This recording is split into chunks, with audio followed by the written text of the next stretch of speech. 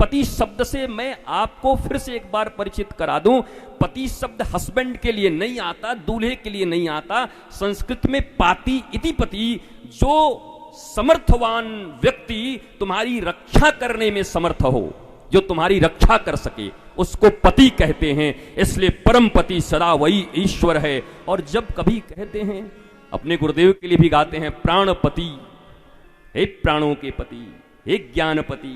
हाँ, पति, पति शब्द दूल्हे के लिए बना ही नहीं, हस्बैंड के लिए बना ही नहीं। हमारा तो पूरी संस्कृति चली गई। हमारे शब्दों के साथ खेल हो गए, व्याकरणों के साथ खेल हो गए, संस्कृति के साथ खेल हो गया। ये इंग्लिश वाले न हिंदी जाने न इंग्लिश जाने, इन्होंने पूरी संस्कृति का बस बंटाधार कर दिया। हाय हेलो, इधर उधर, ये वो, एक भी शब्द का अर्थ नहीं जानते, किसी का संधि विच्छेद नहीं जानते। उन शब्दों की गरिमा को गिरा दिया। केवल हिंदी बोलना आज के बच्चों के लिए इतना कठिन हो गया भारतवर्ष में। इससे बड़ा शर्मनाक स्थिति क्या हो सकता है? तुम्हारे सारे शास्त्र, तुम्हारे भागवत, तुम्हारे वेद, वेदांत, सिद्धांत, पुराण, जीवन की सारी सूत्र, ब्रह्म सूत्र, ये सब संस्कृत में, और तुम्हारे बच्चे हिंदी तक नहीं जानते। मैकोले ने सच कहा था कि होने दो इनको आजाद, पर मानसिक रूप से ये सदा हमारे अधीन रहेंगे। हो गए तुम, शिकार चढ़ गए, भेंट चढ़ गए उनकी।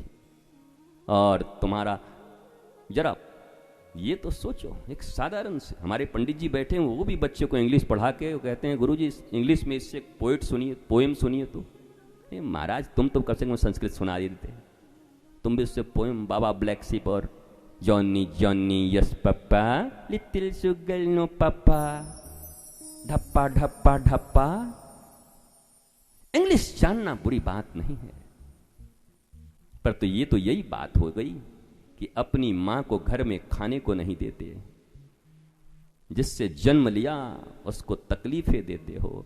अब मोहल्ले में आंटी आंटी करते घूम रहे हैं। आप तो मां जैसी है मेरी आंटी, तेरी मां कहां गई? संस्कृत तुम्हारी मां है, भारतीय संस्कृति तुम्हारी मां है। अपनी मां को छोड़ दी। आंटी की सेवा करो, कोई बुरी बात नहीं है, इंग्लिश की थोड़ी बहुत सेवा करो। हालांकि ये भी लोगों को मालूम नहीं, बोलते हैं कि ग्लोबल लैंग्वेज है, केवल 10 कंट्री में बोली जाती है, ओनली 10 कंट्रीज। वो पहले 7 ही था, 3 और बड़े।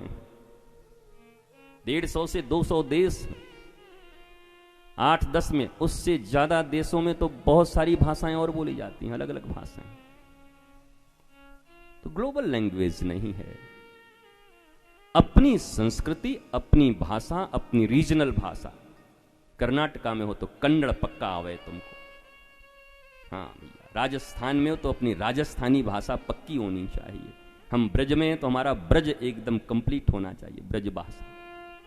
उस अपने लोकल भाषा को लेते हुए, हिंदी को लेते हुए, और संस्कृत तो सबकी जननी है, उसको निश्चित ही, और अब हो रहा है, गुरुकुल का समय आ रहा है, धीरे धीरे पीढ़ियां बदलेंगी, सब अच्छा होगा।